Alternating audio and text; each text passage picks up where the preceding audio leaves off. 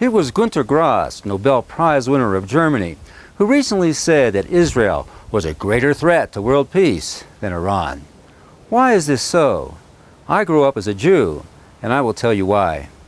You see, I was indoctrinated from childhood with the belief that I belonged to a persecuted people and that every Gentile was a potential enemy. Thus, I was to be wary of the Gentiles who, as Abe Foxman puts it, are infected with anti-Semitism. I want to talk about some of the specifics of this report. Abraham Foxman is the national director with the Anti-Defamation League. He is in our studio in New York. Hey there, Abe. Let's dig a little deeper into this report. What do you think are the most important takeaways? I remember when we started doing the surveys in the 60s, approximately 30% of the American people were infected with serious anti-Semitism. Now, transfer this fear of contagion to Israel, armed to the teeth with nuclear weapons, and you have a nation ready to wage war against the entire world.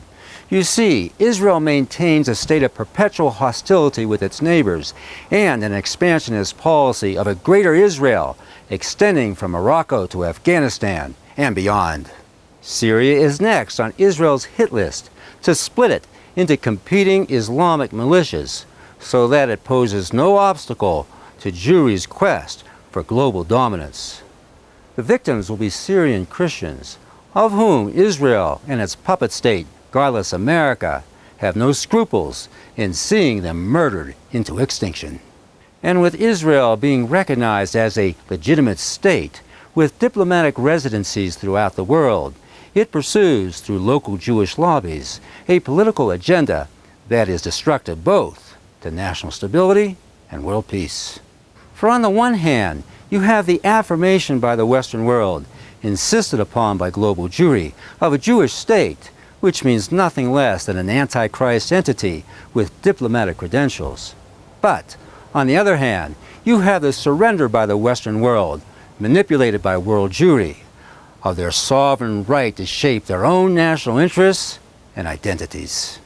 Is it any coincidence, then, that the Jewish-inspired Bolshevik Revolution that initiated the obliteration of nation-states and the triumph of Zionism that affirmed the sovereignty of one nation alone, Israel, occurred at the very same time during the final days of World War I?